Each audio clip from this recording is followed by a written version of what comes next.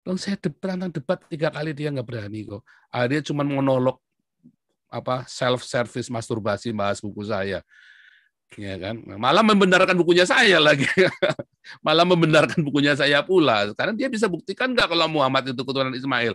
Sampai sekarang nggak bisa, cuman katanya ini katanya anu tanpa bukti-bukti sekuler. Lagi jilat lagi pantat Yahudi lagi sakremi-kreminya, tai-tainya sakremi-kreminya. Yahudi ini bilang ini, Yahudi bilang itu. Lah Yahudi ini hidup di zaman kapan? Pakai dasarnya apa dia ngomong, ya kan? Baik lagi. Jadi hati-hati ya dengan itu tadi. Ya, Erwan tadi lanjut, silakan. Ya, tadi Pak Paul yang mengenai Gunung Sinai, Hagar di Gunung Sinai itu ya, yang di Arab ya. Berarti ada kemungkinan juga Pak Paul ya, kan mereka yang dari Muslim mengklaim bahwa Hagar itu ada di tanah Arab, kemudian dia menemukan air Zam-Zam itu yang di Mekah Sebentar, itu. stop. Tanah Arab itu, ya Midian itu kan juga Arab toh. Pak Paul boleh bicara, Pak Paul? Nggak boleh. Urutan ya, resign dulu, nggak boleh nyerobot. Ya, nih. Saya bukakan petanya ya, nih.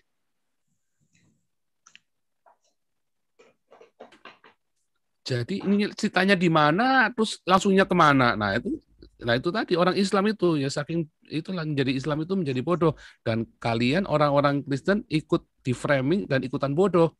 Makanya saya kalau sama ketemu seorang Islam ya samain dulu terminologinya nih. Karena orang Islam itu suka bikin terminologi antar mereka sendiri aja bingung. Nah, Muhammad aja bingung terminologinya, Muhammad aja bingung. Contoh nih, lihat tanah Midian ada di mana tanah Midian? Dan saya mau tunjuk Mekah, di mana Mekah.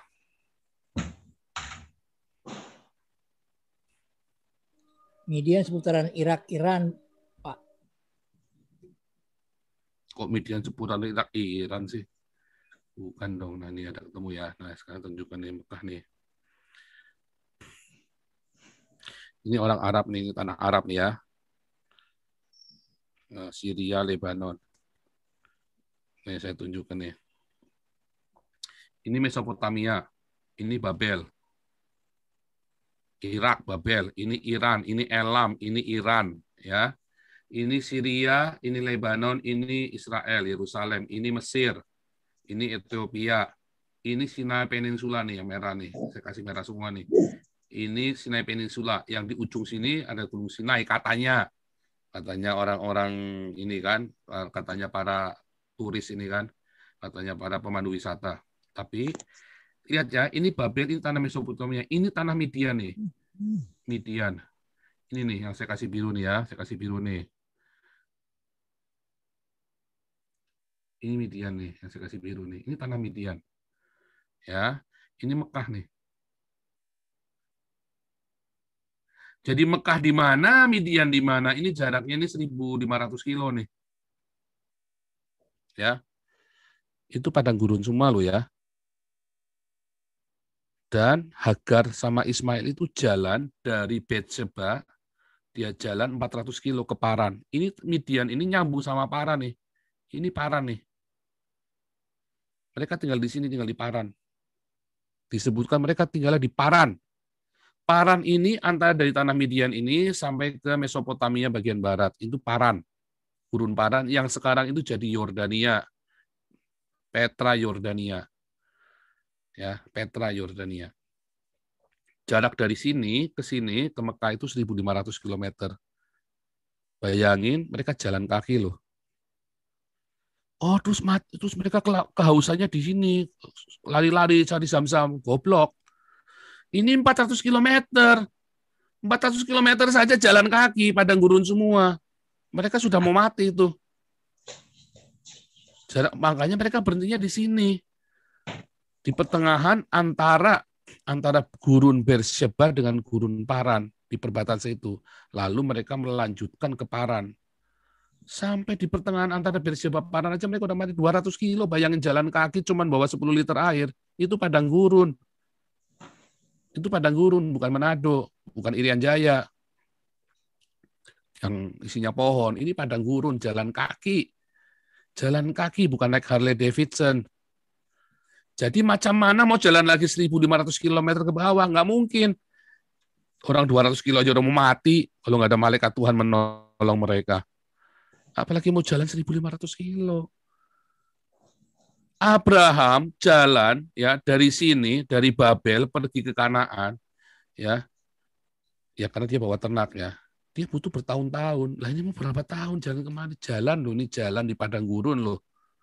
1.500 kilo itu dari Jakarta sampai Denpasar itu 1.500 kilo. Jakarta Denpasar. Jalan kaki. Bukan di Jawa ya, padang gurun. Jadi ini tidak masuk akal. Kalau yang masuk akal ada di sini yang Alkitab bilang. Di tengah perjalanan dari Beersheba sampai ke Paran, di tengah jalan mereka mau mati. Dan datanglah malaikat Tuhan menolong mereka. Lalu mereka melanjutkan ke Paran. Dan mereka berhenti di Paran ini yang biru atas ini nih. Nah, ini Paran. Nah, cerita tentang Adnan, kakek ke-21-nya Muhammad, itu ada di Paran di sini. Ada di Nabatean. Loh, itu kan bukti bahwa Muhammad keturunan Ismail. Bukan. Bukan, karena belum selesai yang saya ngomong. Di buku saya sudah saya tulis. Tahun 700 sebelum Masehi, ya saya kasih merah lagi nih, tahun 700 sebelum Masehi, ya, sebelum Yesus, tahun 700 BC sebelum Yesus, ya. Semua ini sudah diangkut sama Raja Asyur, Asyurbanipal. Terus tahun 530 sama si Nabonidus Raja Babel di genosid ini, habis semua, bersih. Disebutkan dibasmi habis, perempuan pun, perut hamil pun dibelah, binatang pun dibunuh. Bersih. Lalu Nabonidus berkuasa di Paran. Nabonidus ini Raja Babel. Ya, panglima, dulunya panglimanya Nebukadnezar. Kemudian dia pergi ke sini, makanya tidak pernah disebutkan di dalam generasi bahwa dia sebagai Raja Babel. Tetapi anaknya si Belshazzar itu yang jadi Raja Babel. Ya kan? Karena Nabonidus ini menurut sejarah sekuler adalah ayah Raja Babel yang si Belshazzar, anak haramnya Nabonidus. Makanya Nabonidus nggak bisa pernah bisa bertahta di Babel, dia harus pergi ke Paran.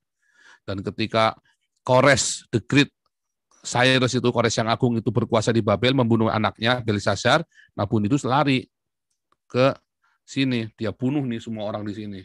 Sisa-sisa yang di sisa-sisanya orang yang di Tema Dedan di pegunungan Paran dibunuh semua sama Nabonidus. Lalu lahirlah di situ Nabatean. Ini Adnan ini orang Nabatean. Jadi apakah Adnan keturunan Ismail? Bukan. Adnan ini keturunannya grupnya Nabatean dari Babel. Begitu ceritanya. Di sini mandeknya. Saya ingat jaraknya 1.500 kilo loh. Mereka tinggal di sini, selesai di sini. Zaman 500 tahun sebelum Yesus sudah bersih, sudah nggak ada orang Ismail di situ. 500 tahun sebelum Yesus. Dan kalau kita lihat, terakhir kata Ismail disebutkan di kitab Yeremia. Udah itu nggak pernah ada lagi disebut nama Ismail. Di dalam perjanjian lama maupun perjanjian baru, udah tidak pernah lagi disebut kata Ismail. Karena memang sudah nggak ada, udah bersih di situ, udah nggak ada. Zaman Yesus saja nggak pernah disebut-sebut. Zaman para rasul aja nggak pernah disebut-sebut kata Ismail. Nggak pernah disebut, karena memang sudah bersih, sudah nggak ada. Di sini cuma ada sisa orang-orang Nabatean. Orang Nabatean ini bukan dari Ismail. Kan dia digenosid sama orang Nabatean ini. Nabatean itu Nabutean, sama seperti Kristian, Nabutean. Ya, pengikut Nabonidus tadi yang dimaksudkan. Jadi dari Babel, Muhammad itu dari Babel. Kalau memang Muhammad itu ada cerita Muhammad, tapi dari Babel, dia bukan dari Ismail. Makanya Muhammad tidak pernah disunat. Tidak ada di Al-Quran perintah sunat. Karena apa? Ya, karena memang nggak bisa dari sini sumbernya, dari Petra Yordania. Kalau kita nonton filmnya kalau beli bukunya itu ya, dan Gibson itu, ya sudah berkali-kali saya tunjukkan. Ini kebetulan ada di depan saya nih, dan Gibson ini. Ya kan? Di bukunya Dan Gibson ini, Quranic Geography ini, ya, semua bukti arkeologinya itu nggak ada. Mekah itu nggak ada kota namanya Mekah zaman dulu nih ya, Quranic Geographic ini Dan Gibson. Nah, di Amazon itu pakai bahasa Inggris, 40 euro ya, 40 euro itu sekitar 600.000. Nah itu contoh begitu. Jadi nggak ada itu cerita itu ya. Ya, kemarin dan waktu tidak ada yang bisa bantah saya. Saya lihat penjelasannya di itu gambar petanya tuh Pak Paul, penjelasan petanya Pak Manahem itu Gunung Sinainya dilukiskan di dekat Mekah. Makanya saya Salah, jauh banget. bingung juga itu gimana Salah. nyebrangin lautnya. Salah. Tadi sudah saya tunjukkan di ininya saya. Ya, tadi dijelaskan di sana kok di dekat Mekah Gunung Sinainya gitu. Berarti kalau Bapak bilang Hagar di Sinai itu, wah ada kemungkinan juga memang di Hagar di situ kan di Safa Marwa itu kan Enggak. Enggak ya, Salah berarti itu. penjelasannya dia salah petanya itu Pak ya. Salah petanya dia. Memang sesat ya. Di gambarnya di dekat Mekah saya lihat. Salah nih, saya tunjukkan nih. Saya tunjukkan yang benar nih. Saya tunjukkan yang benar ya. Makanya nih Profesor Gadungan diajak ngobrol ya jadi begitulah. Ini saya tunjukkan nih petanya nih. Ya, saya kalau kasih lama karena ini penting ya, informasi penting makanya saya kasih. Saya tahu itu, saya Menahem Ali itu nggak pernah berani debat sama saya. Nggak pernah berani pokoknya dia itu. Karena dia tahu dia ngawur dan saya yang benar. Makanya dia cuma bisa monolog doang. Lihat ya. Ini orang Israel. Menurut teolog-teolog zaman dulu, Israel itu pergi ke sini. Pakai merah. Menurut teolog-teolog zaman dulu, orang itu pergi sini, terus nyebrangnya di sini. Salah. Nah, ini kan daerahnya Mesir. Bodoh banget kan? Ini kan daerahnya orang Mesir, ngapain dia juga pergi ke sini? Makanya dia perginya kemari. Yang benar. Karena sama ini kan Goshen. Goshen itu di sini, maka mereka perginya turun ke sini, turun di sini. Ini Pihahirot, dia nyebrang ke sini. Bukan dia muter-muter 40 tahun di sini, kan dibilang 40 tahun muter-muter di sini. Orang di belulang tanya, nggak di sini nggak ada tulang belulang. Dia bilang nggak ada. 2 juta orang Israel 40 tahun mati di sini semua katanya. Tetapi tidak ada tulang belulangnya. Ya nggak ada lah, muter-muternya bukan di sini. Muter-muternya di mana? Dia turun ke bawah sini, terus dia di sini di Pihahirot dia nyebrang ini. Ini kan daerah yang paling, ini kan sempit banget tuh, lihat nih. Nih saya perbesar ya. Saya perbesar nih.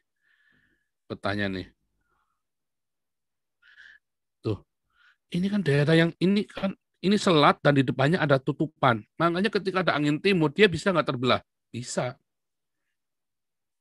Laut itu bisa terbelah. Ya kan?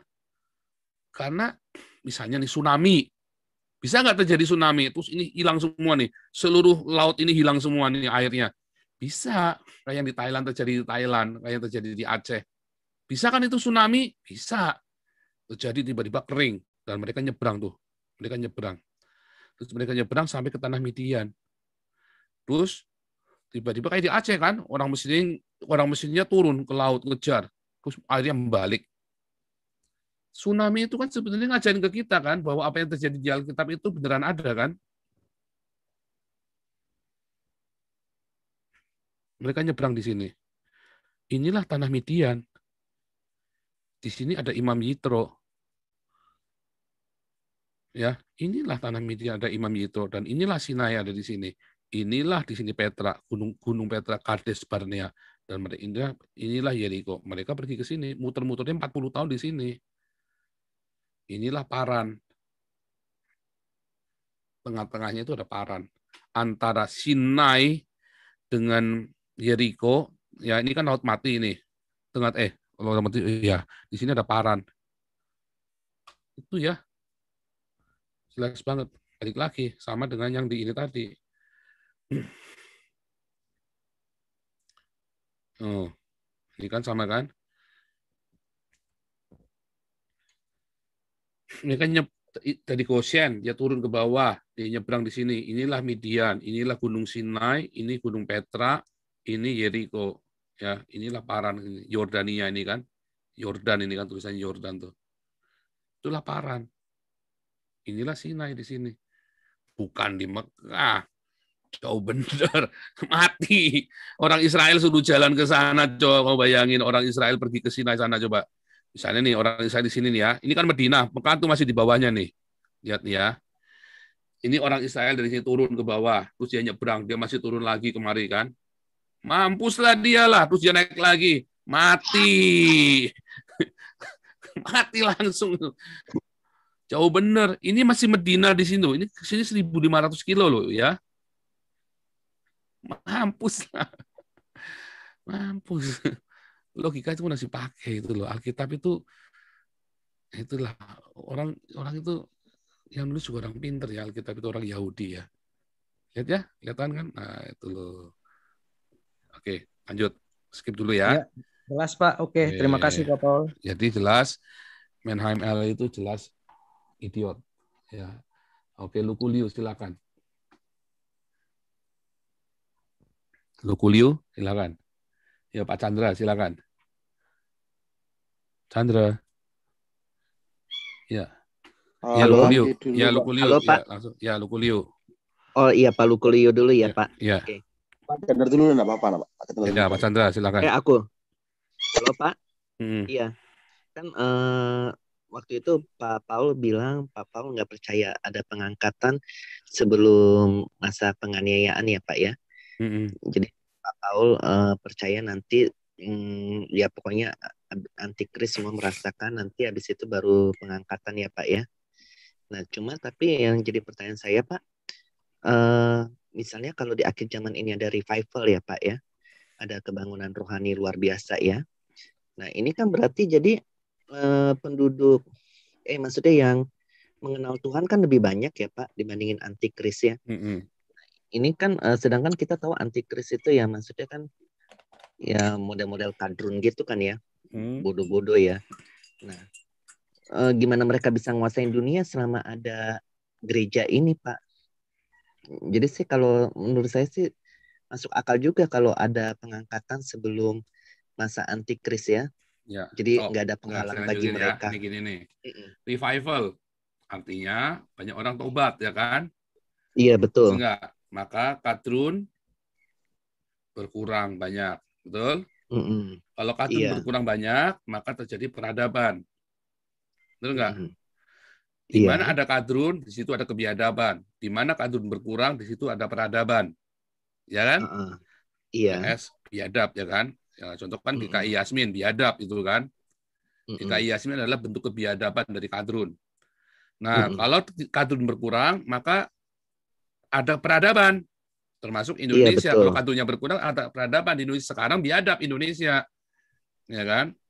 Nah, begitu kadrun berkurang di seluruh dunia, maka terjadi dunia itu penuh dengan peradaban, aman, damai. Apa akibatnya kalau dunia aman, damai? Lengah. Ada kebebasan. Kebebasan. Karena di dalam Kristen nggak ada homoseks bunuh, nggak boleh. Harus dikasihi. Lalu orang yang dikasih ini kan umpak-umpakan kan, tambah lama tambah edan kan. Iya. Maka terjadilah kata humanisme. Humanisme makin tinggi kan. Humanisme adalah cinta tanpa Yesus. Mengasihi tanpa Yesus. Artinya bukan kasih yang sempurna, bukan kasih yang agape, bukan dari surga. Dan nanti akan terjadilah, akhirnya terjadi orang-orang ini mulai dengan peradaban yang tinggi ini, kemudian dia mulai nyeleweng. Persis kembali ke zaman Israel, zamannya Salomo. Ketika peradaban tinggi, mulai nyeleweng mereka. Ya kan? Akhirnya apa yang terjadi di dalam humanisme yang tinggi? Maka kan teknologi tinggi kan? Kita tahu ada microchip sekarang. Akhirnya pakai semua tuh microchip. Semua akan kasih chip semua. Salah nggak? Nggak salah. Tetapi kemudian tiba-tiba itu disabot sama kadrun-kadrun yang nggak terima, yang kalah. Sabotase yang paling ngeri itu bukan ngebom gereja, tapi nanti ketika microchip itu teknologi itu udah high tech, disabot. Ada satu kadrun kerja di pemerintahan global, mungkin di PBB atau di apa, disabot itu microchip.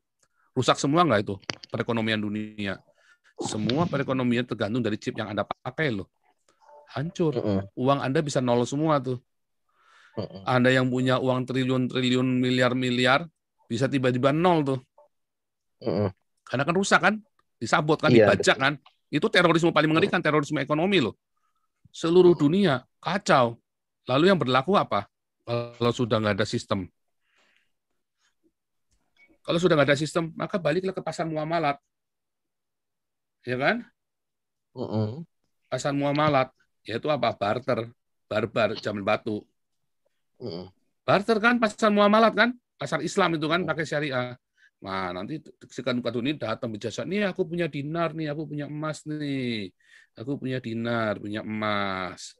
Mulai, oke, ya udah kita terpaksa deh, kita pakai punya dia dulu deh sekarang buat nyelamatin sambil kita bangun. Tapi nanti dulu syaratnya kamu harus bersyahadat. Distempel pakai cap antikris 616 bersyahadat, ya kan, la ilaha illallah Muhammad Rasulullah, ya kan. Tapi syaratnya apa? Distempel. Nah, jumlah syahadat Islam 616 sesuai dengan papirus 115 di dalam Wahyu 13 ayat 16. Jumlahnya itu 616 ditulis. Loh Pak, 666 loh Pak. Oh iya, nanti. Kalau kamu Kristen, kamu ditambahin cap nun. Huruf nun. Artinya Nasrani. Jadilah 666. 616 tambah 50. Huruf nun ini kan jumlahnya 50. Huruf nun ini jumlahnya 50. Di papirus Wahyu 13 ayat 16 itu jumlahnya 616. 616 tambah 50. 666 tetap 666. Orang-orang Kristen atau orang-orang yang punya stempel antikris ini yang bersyahadat, makanya jangan bersyahadat ya. Syahadat adalah bilangan antikris. Itulah antikristus. Hati-hati. Nah, itu yang terjadi nanti. Sabotase terorisme ekonomi. Jadi ketika peradaban dan teknologi itu begitu tinggi, ya itu cepat sekali, nggak perlu nunggu satu generasi, 10 tahun saja bisa terjadi. Nih ya, hari ini ya, waktu saya kecil, ya 30 tahun yang lalu nggak ada handphone, baru ada handphone 20 tahun yang lalu, tiba-tiba sekarang sudah ada drone, lebih ngeri lagi kan? Nah, jadi itu revival. Terus sudah gitu jumlah kadrun menurun, nanti segelintir kadrun ini akan menguasai dunia dan mungkin mempunyai pasukan humanisme itu kali ya Pak ya, orang-orang yang saya kebebasan itu. Saya lupa 1 Korintus 15 ayat 50 atau 52 ya. Lihat, rapture itu terjadinya ya sangkakala terakhir.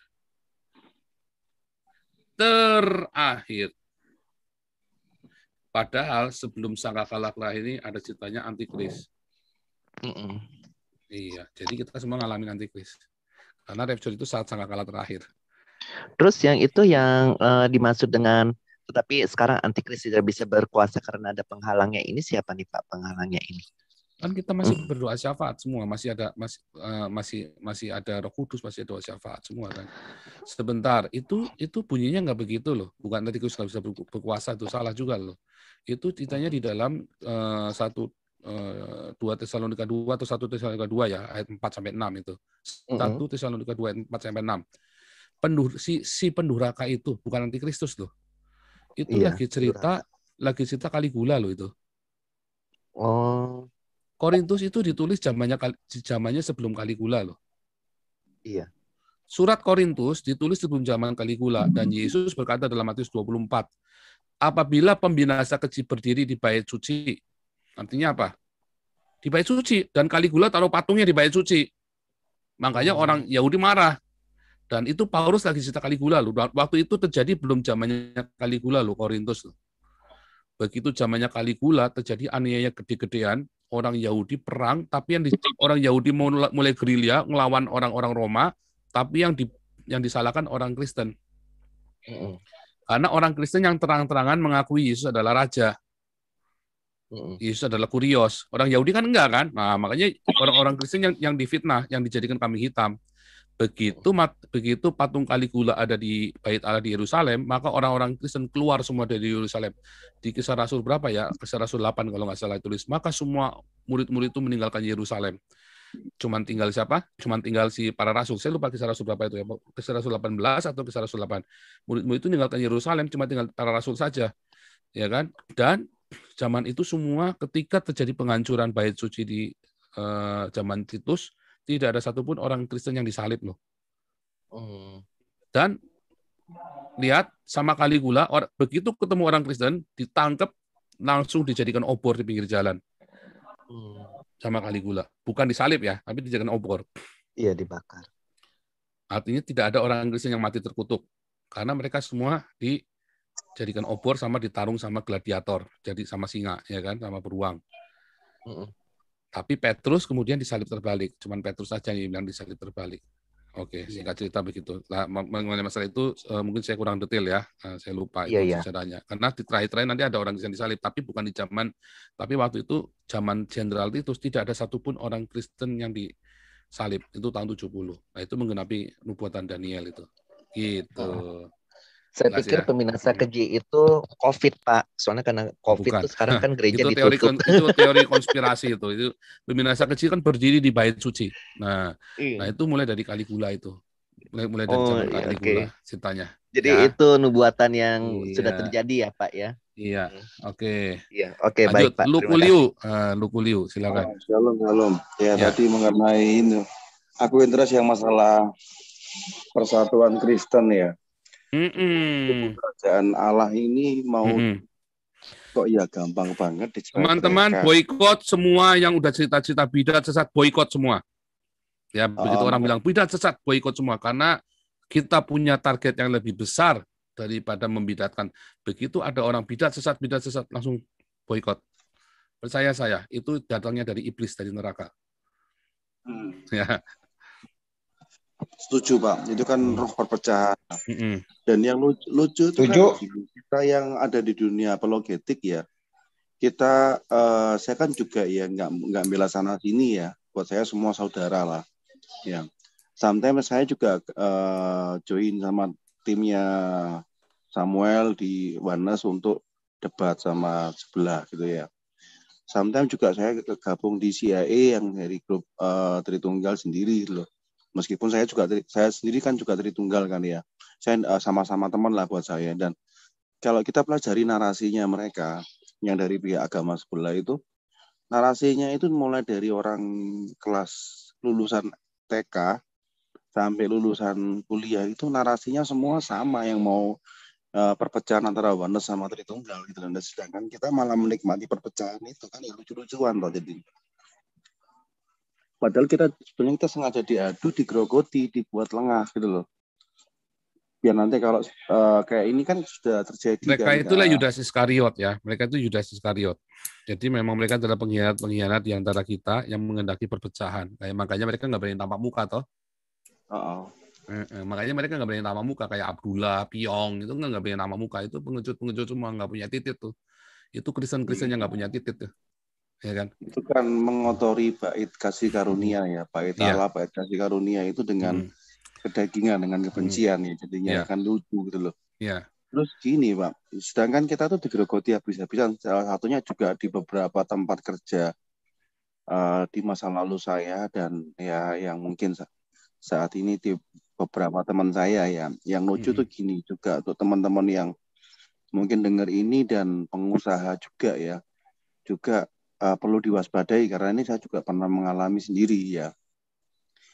Jadi kalau kita kadang kan kita orangnya nggak rasis ya, kita Pancasilais itu kan seperti itu ya. Tetapi gini, di belakang mata kita ya, kalau kita orang-orang kadrun itu kita juga harus lihat lagi mereka ke bawahnya bagaimana. Semisal saya di kapan lalu ya bekerja di perusahaan yang notabene bukan Muslim ya, non Muslim ya. Tetapi saya di tempat kerja saya itu waktu itu ya, itu yang namanya kadrun itu bikin kayak hierarki Pak.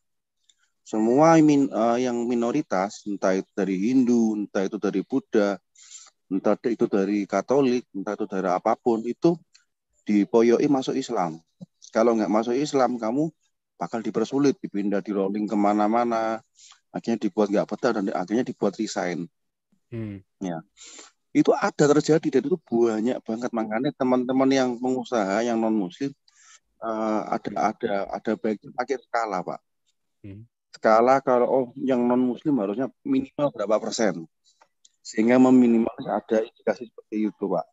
Nah, saya kira nggak usah begitu, nggak usah.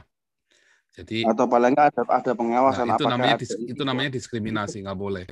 Kita normal aja. Gini Pak, masalahnya kita sendiri itu kadang diislamisasi. Saya sendiri ngalami dulu itu. Tapi kalau itu kamu nggak boleh. Kita kalau kita nggak mau diperlakukan seperti itu, kita juga nggak boleh perlakukan gitu ke orang lain. Tapi percaya saya, di mana-mana orang-orang non-Islam itu banyak sekali yang lebih berprestasi daripada orang Islam. Jadi nggak perlu takut. Nah, yang jadi masalah adalah mereka orang-orang yang non-Islam ini takut. Nah, siapa suruh jadi takut? Kalau saya kan memilih untuk nggak mau takut. Dari saya SMP saya udah teriak, walaupun dikeroyok babak belur. Dari SMA saya sudah teriak. Jadi salah itu ya teman-teman saya SMA yang bilang saya berubahnya waktu kuliah. Salah. Saya dari SMP saya sudah nginjili teman-teman itu. Saya dari SMA saya sudah nginjili, saya udah bikin persekutuan doa. Udah bikin persekutuan, saya penginjilan di jalan-jalan. Salah mereka itu kan, mereka semua ada beberapa yang sudah ikut persekutuan doa saya juga, ya kan? Banyak. Jadi jadi karena orang Kristennya takut, maka itulah yang terjadi. Misalnya nih, contoh nih, ini sih contoh aja nih. Kenapa Kristen nggak berani tampak wajah? Harusnya kayak Saifuddin dong. Oh, karena takut dibunuh lah, ya itulah dia. Karena takut terintimidasi semua kalau Kristen bisa tampak wajah, maka semua saya yakin akan ikut semua. Contoh lagi, kenapa banyak dari kita nggak berani tampak wajah ketika mengatakan kebenaran? Karena kita ada rasa takut, ada rasa khawatir dan segala macam. Makanya ayo hentikan roh ketakutan itu. Stop untuk merasa takut. Karena rasa takut itu menular. Ya, rasa takut itu menular. Nah, keberanian itu juga menular. Makanya saya sedang sampaikan spirit keberanian itu. Teman-teman jangan takut untuk didiskriminasi. Tampil, nanti Tuhan yang bela. Contoh ya, saya punya kenalan satu orang ya di Jerman itu ya, ada satu yang ikatan dinas pegawai pemerintah. Dia ditindas begitu rupa ya karena imannya, karena dia nggak mau ngikutin yang lain untuk nggak jujur, terima suap apa segala macam. Teman-temannya khawatir, akhirnya dia masukkan kotak terus. Tapi gara-gara dia masuk kotak, dia mengajukan studi ke luar negeri di ACC langsung daripada nganggur, perwira nganggur coba udah pangkatnya udah tinggi nganggur, ya udahlah sekolah aja dah sana jauh-jauh dah. Tetapi kemudian dia pergi di Eropa, dia menikmati tuh. Dia menikmati keindahan Eropa. Orang lain korupsi supaya bisa anaknya sekolah di Eropa, dia nggak perlu korupsi. Dia sekolah di Eropa dengan beasiswa dari negara, dan anak-anaknya sekolah di Eropa semua. Ya kan? Artinya jangan takut untuk diskriminasi. Tuhan bekerja dalam segala sesuatu untuk mendatangkan kebaikan. Nah, yang menjadi masalah kan teman-teman semua takut didiskriminasi, takut nanti begini kan, nanti begitu, kayak orang-orang itu kan yang komentar-komentar yang penuh dengan ketakutan. Nah, nanti kita diginiin, nanti kita digituin, kayak Ade Armando itu malah menyebarkan roh ketakutan. Nanti orang Tionghoa malah dipersekusi lebih lama. Ya, kamu menyebarkan roh ketakutan kok. Lah memang kamu cuma booster aja kok. Menjaga keseimbangan tadi, menjaga balancing dengan rasio tadi. Nah, kalau kita jangan takut. Pakai ujian, tes yang semestinya. Saya yakin yang masuk Kristen semua. Berdasarkan tes, jangan masih dibatasi gitu, nggak percaya saya. Saya kan pernah kerja sekuler, saya kan tahu. Saya pernah kerja sekuler, anak buah saya itu ratusan dulu. Waktu saya kerja sekuler itu ya, saya mimpin sebuah, ya waktu saya pegang Bali Kupang, makanya saya bilang saya tahu Kupang, lebih tahu dari Agustan. Karena saya tinggal di sana lama. Jadi Bali, Kupang, Lombok, sampai ujungnya Flores saya sudah pergi. Sampai ke ke Lembata, sampai ke Alor Lembata saya udah pergi semua. Sampai ke Timor Leste saya sudah pergi tuh. Saya ngerti pelosok-pelosoknya bagian Nusa Tenggara itu, saya pelosok-pelosoknya ngerti semua. Saya punya anak 200-an. Saya bikin tes normal, nggak ada saya diskriminasi Kristen, Islam, Buddha, Hindu, nggak urusan saya. Tapi kenyataannya yang lulus yang tesnya bagus-bagus itu rata-rata itu orang Hindu sama orang Kristen. Yang orang Islamnya rada on gitu loh. Bukan saya nggak ngelakuin diskriminasi apa-apa, tak open aja begitu. Dia tes aja yang open, jangan diskriminasi. Percaya saya, termasuk kemarin PP Jarum mau diboikot sama KPAI, karena dia majukan jagonya dia, ya kalah lah, nggak bisa lah. Orang yang berdedikasi itu orang-orang Tionghoa kok. Yang berdedikasi tinggi itu orang-orang Tionghoa. Hidupnya itu kalau udah niat habis-habisan di situ, nggak pandang, nggak urusan. Nah itu kenyataannya begitu. Gitu ya. Nah, jadi jangan melakukan itu. Saya nggak setuju. Enggak, gini Pak. Maksud saya tuh gini, jangan salah paham dulu. Jadi gini, semisal gini kayak rasio ada mungkin yang antara yang Muslim atau yang non Muslim itu rasionya yang non Muslim itu atau kita nggak ngomong Muslim non Muslim lah, kita ngomong minoritas atau mayoritas di suatu daerah itu. Entah yang Muslim mayoritas atau yang Muslim minoritas, itu kalau yang rasio minoritas itu di bawah 20%, itu harusnya dari HRD atau owner itu ada pengawasan khusus. Apakah ini ada tindak diskriminasi di sana atau enggak? Seperti yang saya alami kapan lalu, Pak, beberapa tahun yang lalu ya. Saya itu bukan mau sombong, maaf ya. Omset saya pencapaian itu tidak pernah di bawah angka 120%, Pak. Dalam tempo 3 tahun berturut-turut. Ya. Sedangkan itu ada beberapa orang yang kadrunnya akut lah kalau ngomong ya. Dia nggak bisa kerja. Omset rata-rata cuman 60%, 80%, tapi dia promosi, Pak. Dengan masa kerja yang sama, kita bareng-bareng masuk. Itu kayak ada tawaran pun mau Pak. Jangan salah paham. Pun diginiin, nah, saya stop. Saya tahu maksudmu. Pak. Saya tahu maksudmu, tapi saya stop karena ini salah. Kamu cara pandangmu salah. Kalau saya kan pernah jadi direktur, berkali-kali jadi direktur di perusahaan. Bukan cuma pernah, di perusahaan yang berbeda, ya. Terus kalau saya milih anak buah, bukan karena dia jualannya paling tinggi loh.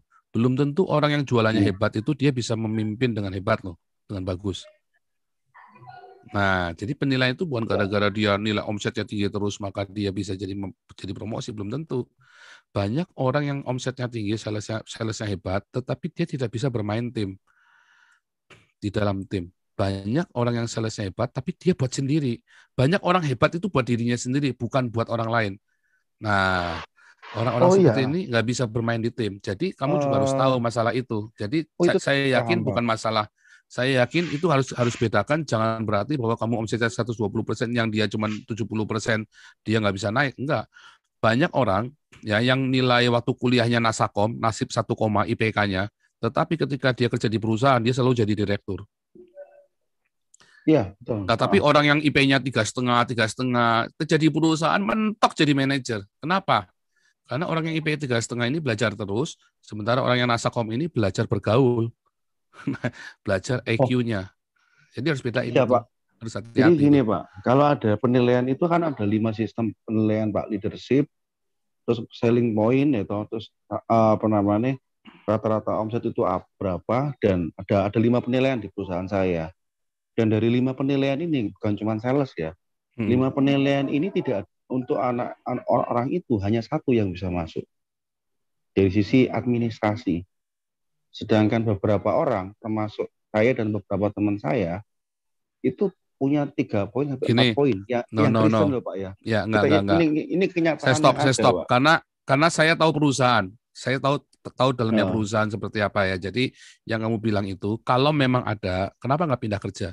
Kenapa kamu mengeluh di dalam situ? Kalau saya pindah kerja. Kalau kamu memang omset kamu 120% terus, ya, dan kamu pede, kamu pindah kerja. Kamu udah bisa minta gaji yang lebih gede dari perusahaan baru. Kenapa saya gaji saya gede? Begitu saya di situ mentok, saya tahu di situ saya ada banyak sekali saham-sahamnya. Terus ada orang nawarin saya, pindah yuk. Oke, gaji saya 2 kali ya. Iya, gaji berapa? Gaji saya di sini 6 juta, di tempatmu berapa? Minimum 10 juta, nggak mau. Gitu. Kamu kan tahu saya kerjanya bagus. Oke, 15. Deal, masuk sana 15. Kasih mobil, kasih rumah, segala macam. Terus di situ saya udah berprestasi. Oh, itu ternyata perusahaan family itu orang Cina Medan semua tuh. Nggak bakal mentok, saya pasti mentok udah. Di situ terus. Udah saya pindah, saya masuk perusahaan multinasional. Gajinya berapa? Pasti 2 kali lipatnya. Makanya saya selalu kerja bagus dan saya tidak pernah mengeluh kepada atasan. Saya tidak pernah memberontak kepada atasan sehingga mereka tidak bisa punya alasan buat jelek-jelekin saya.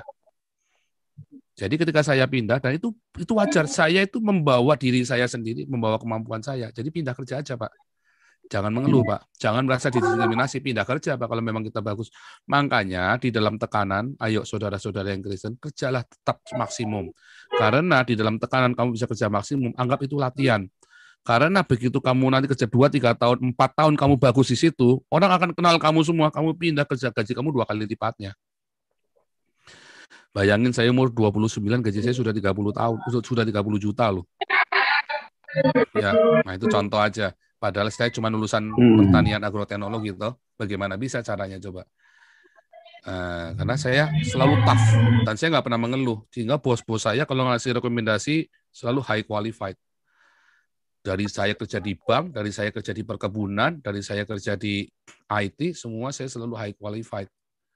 Itu karena saya selalu kerjakan yang terbaik, walaupun saya tahu ada yang nggak beres, tapi saya nggak urusan, tutup mata saya hajar terus berprestasi, sehingga saya selalu dapat achievement terus.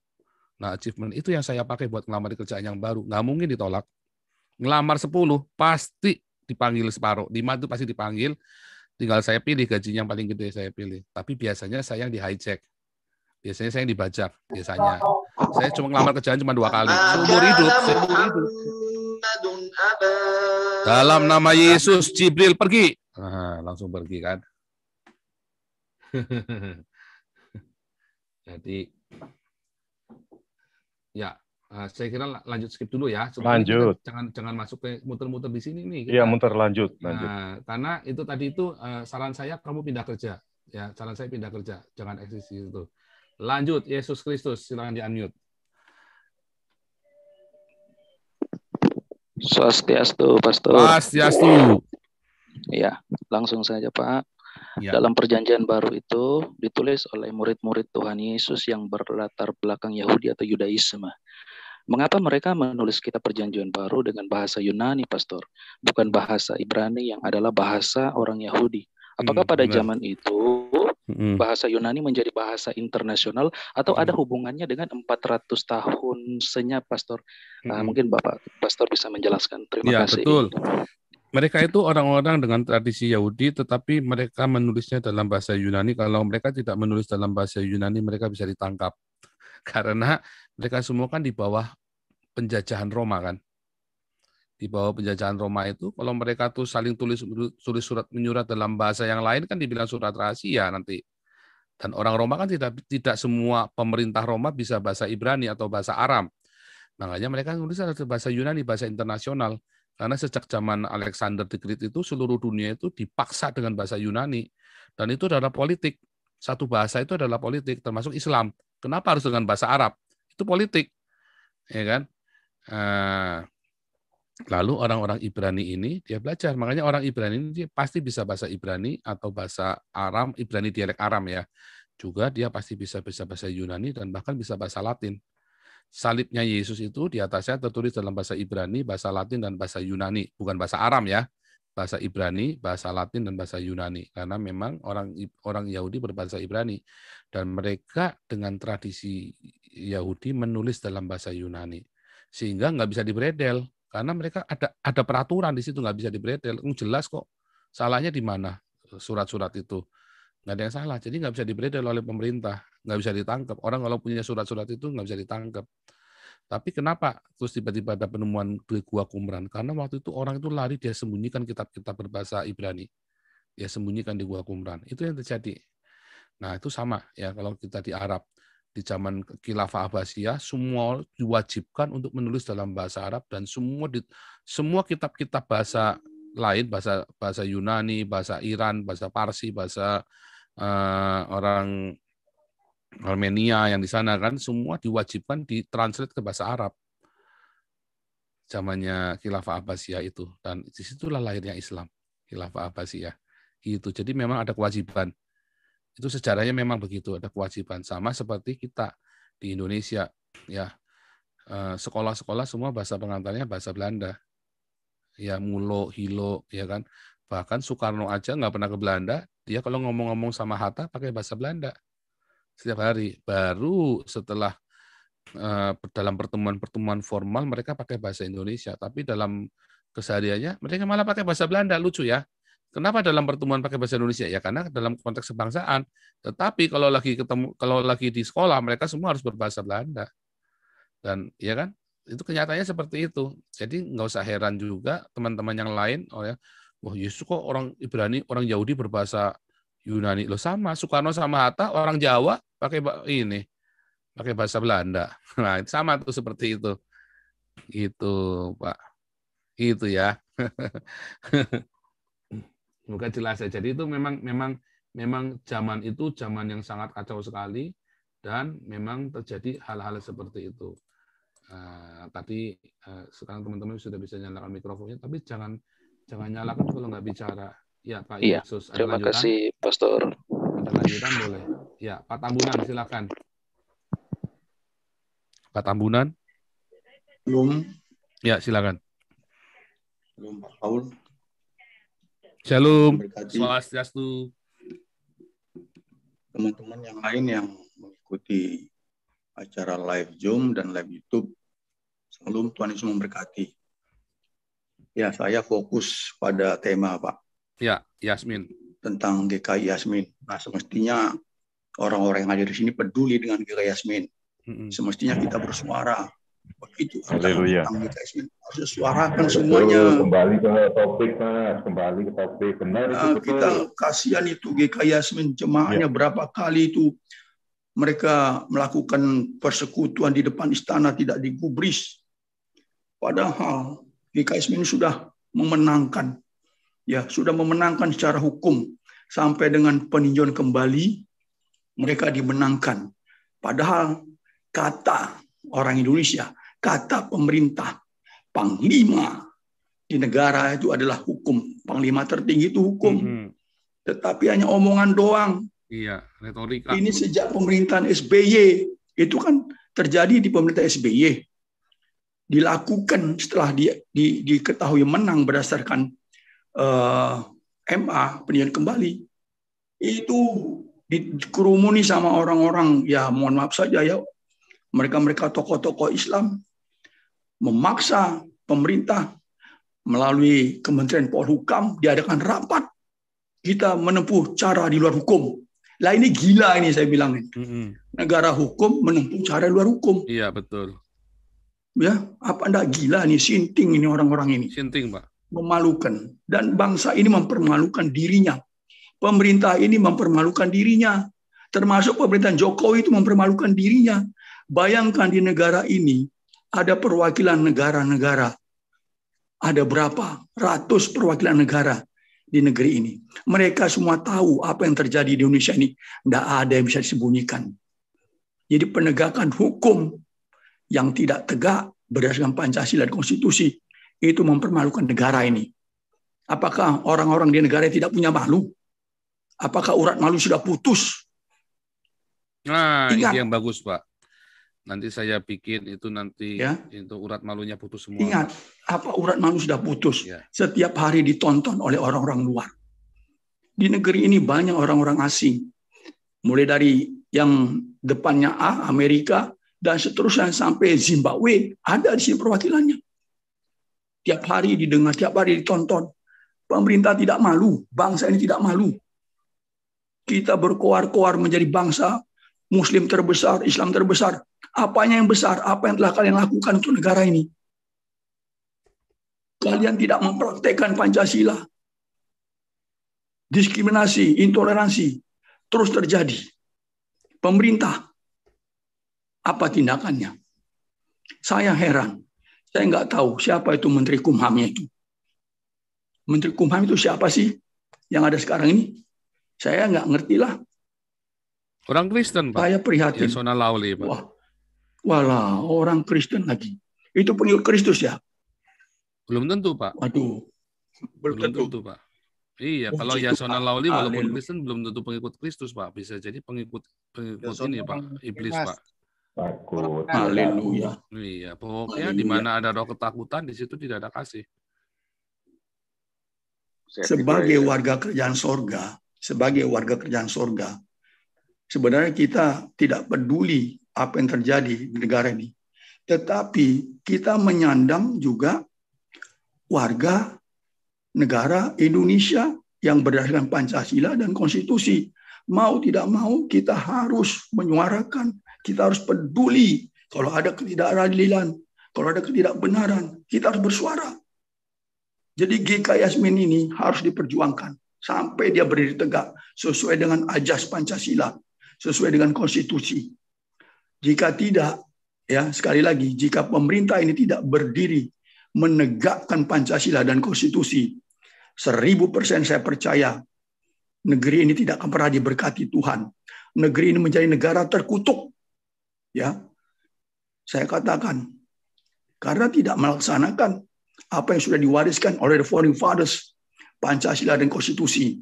Itu artinya mengkhianati setiap orang, setiap bangsa, setiap pemerintah yang mengkhianati warisan dari founding fathers, ya, itu sama saja mengundang kutuk di negara ini.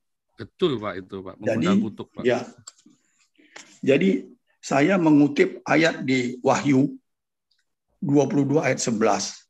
Di situ sudah dikatakan, barang siapa berbuat jahat, biarlah ia terus berbuat jahat. Barang siapa berbuat cemar, biarlah ia terus berbuat cemar. Itu kutuk itu namanya. Ya, kita sudah tahu itu satu kejahatan, tapi masih dilakukan itu karena apa? Kutuk. 1 Yohanes 5 ayat 19. Bahwa seluruh dunia ada di bawah kuasa si jahat. The evil one. Siapa itu? Itu adalah setan iblis. Setan iblis itu membawa kutuk. Ya, saya pernah mengatakan 14 tahun yang lalu 2007 bahwa negara atau Indonesia ini berada di bayang-bayang kutuk karena banyak hal. Ya, salah satu yang saya katakan itulah diskriminasi, intoleransi, dan beberapa banyak hal yang bisa mendatangkan kutuk itu. Jadi saya menghimbau orang-orang yang mengaku sebagai pengikut Kristus, bersuaralah kalian sekeras-kerasnya untuk gereja atau untuk GKI Yasmin, sehingga pemerintah terbuka mata, hati, dan rohaninya, sehingga Presiden Jokowi berani mengambil keputusan. Ya, sekali lagi, diharapkan Presiden Jokowi berani mengambil keputusan, karena ini untuk menegakkan Pancasila dan konstitusi. Saya kira itu dulu yang bisa saya sampaikan. Tuhan Yesus memberkati. Haleluya. Amin. Haleluya. Nanti kita bahas yang GKI Yasmin ya. Ini kalau bisa ini yang berikutnya fokus ke GKI Yasmin dulu ya. Saya skip dulu. Ini kita tadi nggak ada yang nampak video ya. Sekarang kita nampak video dulu deh ya. Ya udah nampak aja. Ya Pak Victor Mandayo, silakan Pak Victor Mandayo sama prajurit Kristus. Silakan. Pak Victor Mandayo, silakan. Pak Victor Mandayo. Di belakang kayak Pak Paul. Ya, oke, prajurit Kristus dulu. Prajurit Kristus silakan. Prajurit Kristus, Laskar Kristus mana nih? Victor, ya, prajurit Kristus. Prajurit Kristus. Oke, skip dulu. Ya, senior Hendro Vireso, lanjut. Shalom Pak Paul. Oh ya, prajurit Kristus. Ya, salam semua. Ya, kok nggak cuma kelihatan rambutnya doang nih? Oh ya. Oke. Mantap, ya. Tidak ada roh ketakutan. Iya, roh keberanian yang ada. Saya sejak dengar Pak Paul ini saya punya roh keberanian luar biasa nih Pak Paul. Luar biasa. Nah, kita kembali ke topik ya, tema Yasmin. Saya memang miris Pak Paul lihat GKI Yasmin ini. Udah 10 tahun kalau nggak salah Pak Paul ya. Nah, itu mereka itu seperti tadi Pak Tambunan, Horas Pak Tambunan. Memang betul mereka itu biar ibadah waktu itu Pasca kalau nggak salah Natal di Monas. Dan itu pemerintah tidak ada yang melihat. Gimana gitu? Padahal di sana itu di menteri itu ada orang Kristen di situ. Ya kan? Pak Luhut Panjaitan tuh. Dekat dengan Pak Jokowi dia. Apalah susahnya bicara kan? Nah, belum lagi HKBP Jombang ya Pak Paul cerita ya. Belum lagi gereja yang di Bekasi, ya. Belum lagi yang lain-lain yang kita belum tahu ya. Itu yang baru tahu aja. Yang tidak kita tahu, kita nggak tahu di mana tuh. Nah, seperti tadi Pak Tambunan bilang, apa itu namanya? Menteri Menkumham, Pak Yasona. Nah, itu kan anak-anak Tuhan, orang Kristen semua. Kenapa nggak bisa bicara ya ke Pak Jokowi? Itu gampang sebetulnya, itu teknis sebetulnya. Ya kan? Cuma saya nggak tahu lah bagaimana mereka ini. Kalau kata Pak Paul, bedanya mungkin ada roh ketakutan, mungkin safe player. Nah, banyak orang ini kan safe player, pemain aman. Gak mau ngambil resiko seperti Pak Paul ya. Nah, padahal itu Tuhan kasih posisi di situ, itu ada maksud sebetulnya. Cetaklah sejarah. Ya kan? Kapan lagi mumpung masih hidup ini cetak sejarah. Nanti kan, wah gereja GKI Yasmin sudah mulai berdiri. HKBP Jombang sudah semua, tidak ada gereja yang tutup lagi. Wah, kan pencetak sejarah. Anak cucu mendengar, melihat. Wah hebat juga nih opung ini kan, nah atau opa ini, ini saya nggak ngerti lah bagaimana kita ini, ya kan? Lalu juga apa namanya khilafah ini, kita percayalah doa orang benar itu besar kuasanya, ya kan? Nah bagian kita mungkin bagian Pak Paul sudah ada action. Nah, doa kalau tidak ada action juga percuma juga, tong kosong nyari bunyinya. Nah, mungkin kawan-kawan, bapak-bapak semua kita di Zoom ini pasti Tuhan punya rencana juga. Mungkin kita sebagian yang bisa berdoa lah untuk bangsa ini. Supaya apa? Saya percaya nggak akan jadi khilafah ini. Kita lihatlah, apapun yang dibikin manusia, kalau Tuhan tidak izinkan, tidak akan terjadi. Percaya aja. Ya kan? Nah, ada bagian-bagiannya Pak Paul, bagian yang di sana, ya kan? Nah, itu bagian doanya, dukung aja doa. Kita yang lawan kita ini bukan darah dan daging. Yang kita lawan ini penguasa udara. Kita tahulah pemimpin-pemimpin kita ini kan selalu mereka kemana ya? Ke kuburan. Berdoa. Aduh, bingung gitu loh. Kalau saya dengar, masa orang udah mati kita ke kuburan minta-minta. Kita punya Tuhan, setiap hari kita berdoa. Mungkin Jumat sholat, Minggu ke gereja, tapi apa yang dipercaya gitu ya. Saya juga nggak ngerti lah ini kita negara kita. Ya kita berdoa aja lah, pasti saya percayalah. Kita ada berapa? Ada 96 orang, ada 35 orang aja orang benar berdoa. Bangsa ini selamat kok ini, tidak akan ada khilafah, bahkan COVID juga akan hilang dari Indonesia ini. Cuma masalah mau nggak kita berdoa untuk bangsa ini? Kita kan selalu berdoa untuk diri sendiri. Setiap malam saya berdoa untuk bangsa ini ya. Wah, banyak orang-orang di luar sana yang mungkin nggak seperti kita hidupnya layak begini ya, kayak Zoom. Nah, kasihan gitu loh. Terutama kayak Yasmin itu. Aduh, udahlah, saya bingung. Kita berdoa aja lah. Semoga lah Pak itu Amang Panjaitan itu mendengar ini, Luhut Panjaitan. Mungkin anak-anak Tuhan, mungkin orang Kristen, ada menteri di pemerintahan mendengar lah ini semua di YouTube. Ya kan, ditaruh di situ bekerja, bukan ada sesuatu, pasti ada sesuatu yang Tuhan sedang persiapkan. Cetaklah sejarah gitu, ya kan? Kapan lagi, mumpung masih sehat, masih hidup inilah. Siapa tahu mungkin nyetak sejarah, banyak membantu jadi berkat banyak orang. Ya, ditambahkan lagi bonus untuk panjang umur kan gitu Pak Paul ya. Haleluya. Nah, gitulah kira-kira Pak Paul. Mungkin ini yang cuma pernyataan saja Pak Paul. Tuhan berkati Pak Paul. Maju Iya, terus. Tuhan. Ya, sebelum kita lanjutkan, saya mau share ya yang ada di AED ya, yang dari Prancis kemarin. Di sini ada Pak Nugroho nggak ya? Pak Nugroho udah masuk belum ya? Pak Nugroho. Mana nih Pak Nugroho nih? Wah, kok belum masuk nih Pak Nugroho? Oh, ada nih. Panggilan Pak Nugroho untuk membacanya dalam bahasa Prancis. Mana nih Pak Nugrohonya, standby nggak nih Pak Nugroho nih? Iya, Pak. Nah, ini Pak Ya, Nugroho. Pak. Ini kita ada di ini ya, ada di media Katolik terbesar di Prancis ya. Itu bahasa Inggris. Ini bahasa Prancis ini, Pak. Bentar. Prancis, Pak. Oh, yang bawah. Tadi saya terjemahin tadi, Pak. Oh iya, ini iya, boleh, iya. Pak. Ini judulnya apa, Pak? Bacanya bagaimana? Boleh tolong, Pak. Iya. Iya. Yang ini saja ya. La Justice Indonesian Track YouTuber Kretiang. Artinya apa, Pak? Nih? Artinya apa, Pak?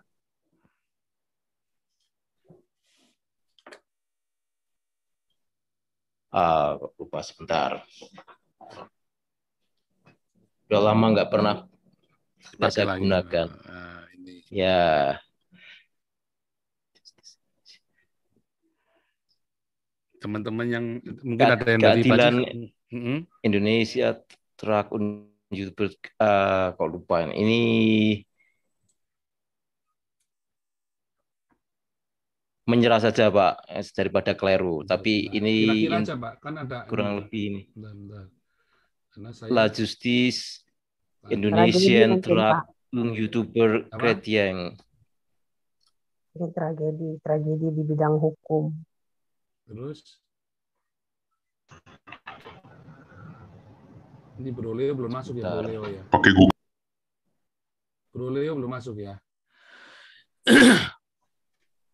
Ini ada YouTube-nya AED France.org ya, AED AID Aleglise NT3C. Itulah. Itu ada Facebook-nya.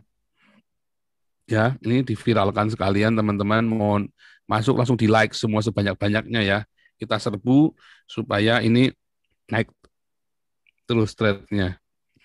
Ya, sedang melacak YouTuber Kristen. Ya.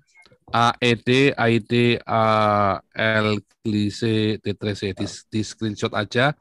Anda bisa klik di sini. Allegris on the dress. Nah, itu.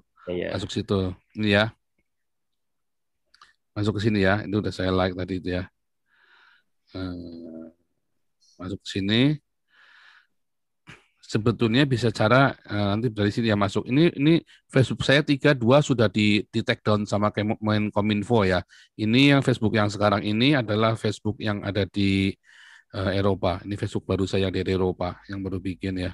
Ini background ini ada yang di covernya ini adalah ini ya, gerbang Istar yang ada di Berlin itu loh, yang dari Mesopotamia, Museum Berlin diangkut ke sini. Ini asli nih, gerbang asli, ini aslinya nih.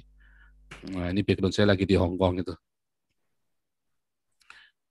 Ya, ini nanti mau masuk lagi. Ini orang ini wartawan ini ya. Ini Jonas Nugroho ini wartawan News South Morning Post.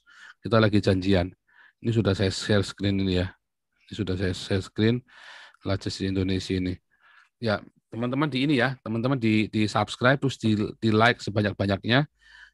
Ini ya, La Justice apa tadi? AED ini tadi ya. Oke, cari yang on Inggris itu pada bahasa Inggris, on the dress. Tadi. Ini judul aslinya di atas itu. I'm a blasphemous as soon as I announce my Christian faith. Jadi saya bilang, di situ saya bilang ya, ketika saya mengakui iman Kristen saya, sebenarnya saya sedang menista agama Islam. Sebab orang Islam kan berkontrari dengan kita kan.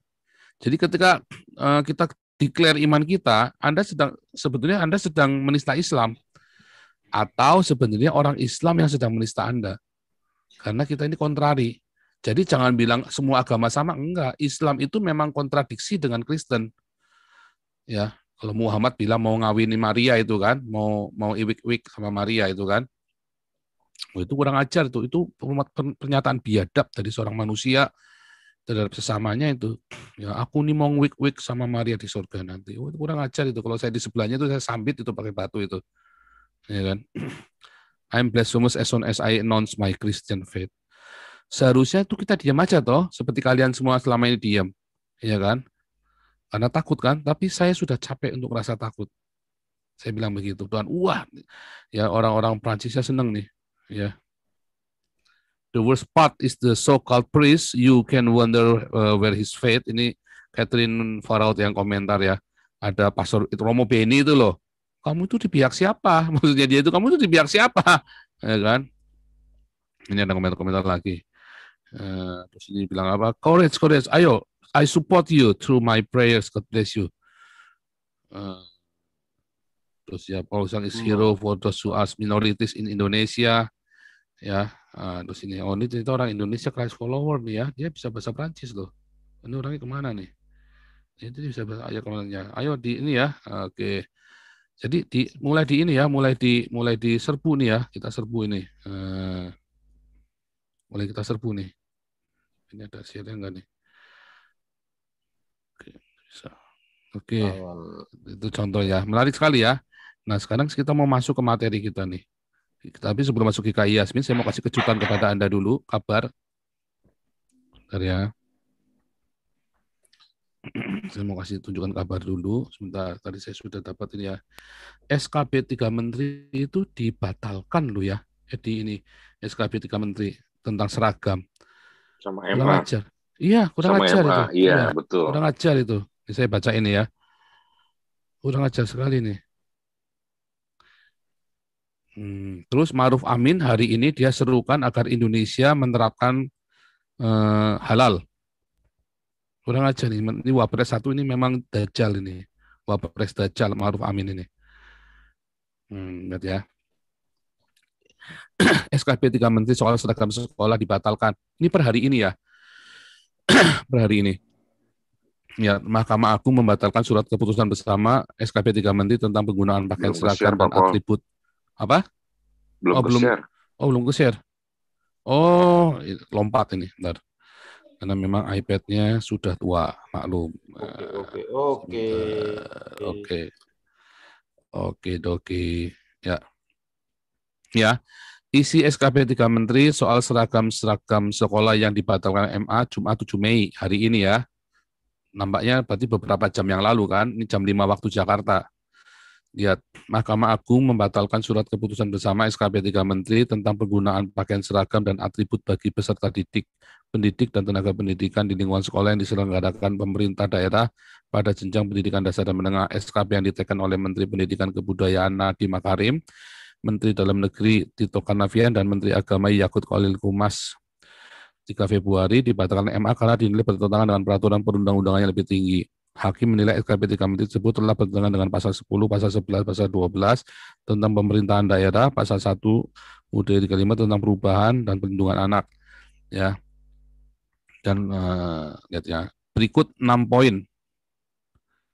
6 poin lengkap isi 3 SKP. SKP 3 Menteri hanya menyasar sekolah negeri yang diselenggarakan pemerintah.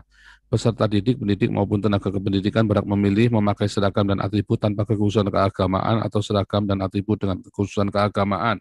Pemerintah daerah dan sekolah tidak diperbolehkan mewajibkan atau melarang seragam dan atribut dengan kekhususan agama. Mewajibkan kepala daerah dan kepala sekolah mencabut aturan yang mewajibkan atau melarang seragam dan atribut dengan kekhususan agama paling lama 30 hari sejak keputusan bersama tersebut ditetapkan. Peserta didik, pendidik, dan tenaga pendidikan beragama Islam di Provinsi Aceh dikecualikan dari ketentuan keputusan bersama ini. Apabila terjadi pelanggaran terhadap SKP ini, maka akan diberikan sanksi. Sementara SKP 3 Menteri juga mengatur mengenai sejumlah sanksi bagi sekolah dan Pemda yang melanggar. Sanksi meliputi Pemda dapat memberikan sanksi disiplin bagi sekolah, pendidik, atau tenaga pendidik yang bersangkutan sesuai ketentuan peraturan perundang-undangan. Gubernur dapat memberikan sanksi kepada bupati atau wali kota berupa teguran tertulis atau sanksi lain sesuai ketentuan peraturan perundang-undangan. Kementerian Dalam Negeri dapat memberikan sanksi kepada bupati atau wali kota berupa teguran tertulis, dan sanksi lainnya dalam hal gubernur sebagai wakil pemerintah pusat tidak dapat melaksanakan ketentuan. Memberikan sanksi kepada gubernur berupa teguran tertulis atau sanksi lain sesuai ketentuan peraturan undangan. Harusnya bagus ya. Kementerian Pendidikan Kebudayaan memberikan sanksi kepada sekolah yang bersangkutan terkait BOS dan bantuan pemerintah lain yang bersumber dari Kemendikbud sesuai perundangan utama. Kementerian Agama melakukan pendampingan dan penguatan pemahaman keagamaan dan praktik beragama yang moderat ke Pemda. Atau sekolah yang bersangkutan dapat memberikan pertimbangan untuk memberikan penghentian sanksi. Artinya ini isinya bagus ya. Ini kan judulnya kan isi dari SKP 3 Menteri. Ya. Maunya supaya mengesampingkan radikalis, tetapi dibatalkan oleh MA. Konyol sekali. Konyol sekali mau jadi apa negara ini, karena saya mau tunjukkan ke Anda lagi bagaimana si Wapres, si Dajjal ini, ya kan, si biang Dajjal ini memang ingin supaya, jadi SKP yang itu dibatalkan itu isinya bagus, jadi dibatalkan tapi hari ini kurang ajar sekali. Tapi Wapres minta agar gaya hidup halal diperluas. Gila ya, nih Wapres ini ya.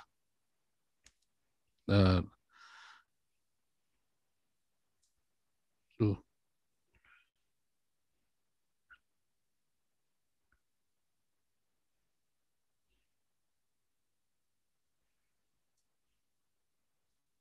Oh, belum ya.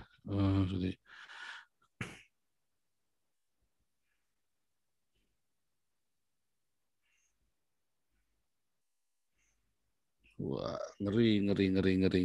Ini negara ini makin ngeri ya. Makanya, ayo, kalau Anda nggak takut, maka akan ini. Kalau Anda takut, ya maunya orang-orang Islam ini Anda takut. Ya, maunya orang-orang Islam ini Anda takut. Wapres Maruf, ya kemarin ya, dorong gaya hidup halal di Indonesia diperluas. Halal ini maksudnya halal cara Islam, ya. Lihat. Wapres Maruf Amin mendorong gaya hidup halal di Indonesia lebih diperluas lagi. Kalau perlu orang Kristen semua, orang Hindu, Buddha ikut gaya hidup halal ya, nggak boleh ke gereja. Kalau ke gereja itu kan haram itu. Hal tersebut bisa dimulai dengan kesadaran pentingnya produk halal atau halal awareness. Awas ada gereja haram, awas Cina kafir haram. Wah bangsat biadab ini si Maruf Amin ya. Waduh, Wapres ini Wapres sinting ini, Wapres gila ini.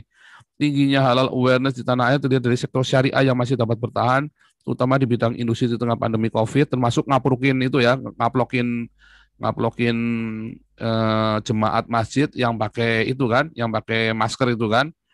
Sholat pakai masker itu kan haram itu. Halal lifestyle, gaya hidup. Halal lifestyle, gila. Bini mah 23, halal pokoknya. Nanti kalau mau kawin lagi bilang ayat turun dari surga. Kita ingin dorong supaya berkembang lebih besar lagi, lebih besar lagi. Kawinlah sama anak kecil, halal 9 tahun dikawin pokoknya, dinyok mok, wik, pokoknya halal. Wah, ngeri pokoknya. Aduh, memang biadab benar ini agama satu. Ya, oleh karena itu pihaknya nanti kita baca ini dulu dan urut antrian ya. Oleh karena itu pihaknya juga ingin mendorong gaya hidup tersebut dari kawasan industri halal yang telah ditetapkan pemerintah, dibangun sebagai upaya menjadikan Indonesia pusat halal dunia. Wah, kurang ajar ini ya. Kurang ajar ini. Indonesia mau jadi pusat halal dunia ini. Wah, ini kurang ajar ini. Kasihan sapi pendek. Wik